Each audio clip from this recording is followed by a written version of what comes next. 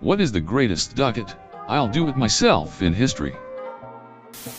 In 1947, a guy named Thor Heyerdahl was trying to prove his theory that the Polynesian islands were settled by people from South America, not Asia.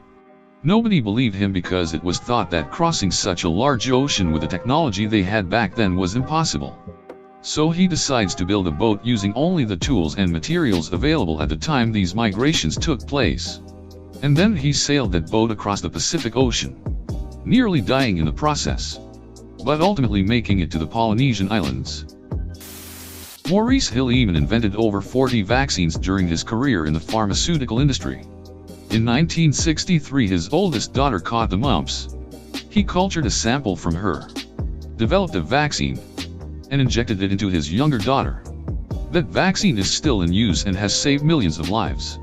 In total, it's estimated that his work has saved 118 million lives globally. John Snow, not that one. The father of epidemiology. No one believed him that the cholera outbreak in what is now Soho was because of a contaminated water pump. He broke it. They arrested him for vandalism and held him until the outbreak suddenly ended. Perhaps when no one believed Barry Marshall that H. pylori can cause stomach ulcers, so he thought, screw it, I'll test it on myself, and ended up getting the Nobel Prize? Cliff Stahl, the cuckoo's egg, noticed weird traffic on his university's servers.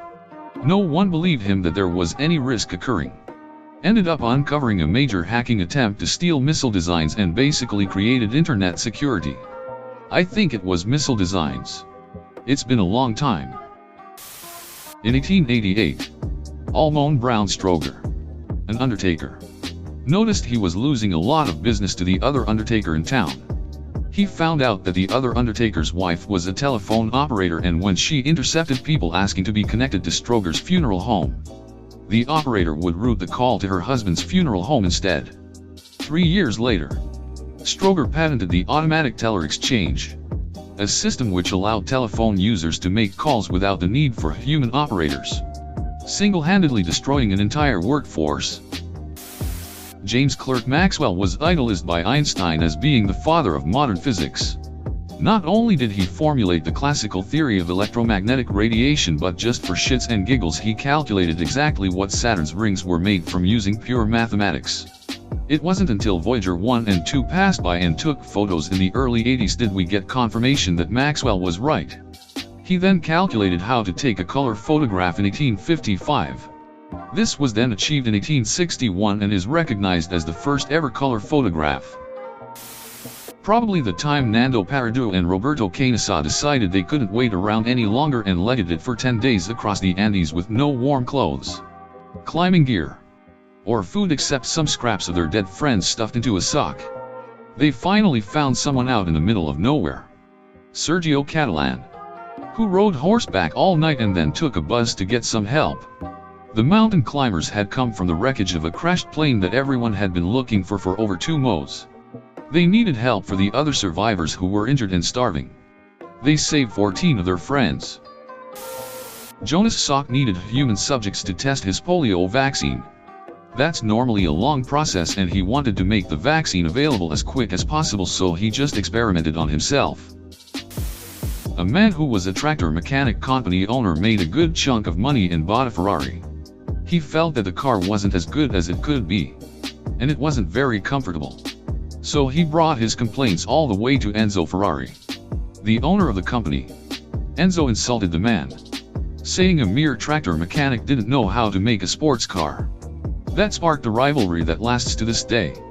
That man was Ferruccio Lamborghini. Not a very old story. Manji, or the Mountain Man, lived in a very remote village of India whose route to nearby was blocked a mountain, and hence villagers had to climb it every time. And they had to do that daily to get essential supplies. During one of these trips, his wife fell down the mountain. He loved her a lot. He tried first to persuade the government to do a mountain tunnel project there, but to vain. So he went on alone to break the entire mountain with just an axe. He did that for 10+ years and finally soused. There is a Bollywood movie on him too, title Manji, the Mountain Man. Donald Knuth is one of the big names in computer science. Back in the 1960s, he set out to write the definitive texts on computer programming and analysis of algorithms. The first 3 volumes came out and he started the 4th in the early/mid 1970s. He was unhappy with how the newer printing/editions were typeset, and so he took a summer to solve that problem. A decade later, the 4th volume still had not been completed. But as a consolation prize we got TeX, later extended to the more commonly used LaTeX. Without question the most comprehensive and powerful language for creating documents with heavy technical requirements, it is a strange mix of a markup language like HTML and a compiled language like C. It is completely free and has been for well over 30 years and is probably the most bug-free piece of software I've ever seen. Certainly for its size and scope. There's not much out there of comparable quality. There is literally no mathematics that cannot be properly typeset in TeX/LaTeX. Its default style is instantly recognizable to any working mathematician. It is used across nearly all STEM fields, and there are hundreds, if not thousands, of journals that only accept manuscripts written in LaTeX.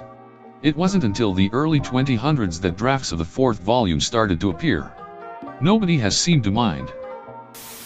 When Nintendo turned down a collab with Sony, then Sony said, "Fuck it. We'll do it ourselves." The rest is history. During the American Revolution, John Paul Jones sailed over to England to burn down British naval ships. He succeeded, of course, and made back safely. After the revolution, he was even pardoned by the town that he burned most of the ships in. I'm surprised no one's mentioned Catherine the Great of Russia. She decided her husband was useless, which, granted, he was, and proceeded to set up a military coup to overthrow him. Even with a plan being discovered early, she dressed herself in military garb and marched with her new army, which had just sworn loyalty to her, down to Peter's palace, where he was forced to resign the throne, all without a single drop of bloodshed. At least until Peter turned up dead sometime later under shady circumstances, but honestly for a military coup it was pretty non-violent. If saying "fuck it, I'm ruling Russia myself" isn't great, I don't know what is. I mean, it's right there next to her name for a reason. Desmond Doss single-handedly saved from 50 to 100 men up on Hacksaw Ridge in Okinawa. His company was ordered to retreat when they were attacked by the Japanese, but instead he said nah, stayed up on the ridge alone, unarmed, and dragged as many soldiers as he could to safety without any help. Even when he was shot by a sniper and riddled with shrapnel, he made sure they took another guy down the hillside before him. The guy who started FedEx wrote a college paper about a nationwide overnight shipping company, and got AC. Started the company anyways. Later, after he started it and it was struggling, he couldn't get a loan and the company was almost bankrupt, and he bet next week's payroll at the casino on roulette and won. Also got a Silver Star in the Vietnam War and now co-owns the Washington Redskins. The latter often viewed as the biggest failure in his life.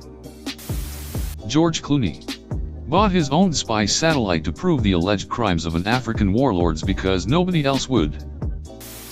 The dude in the war with wounded fingers.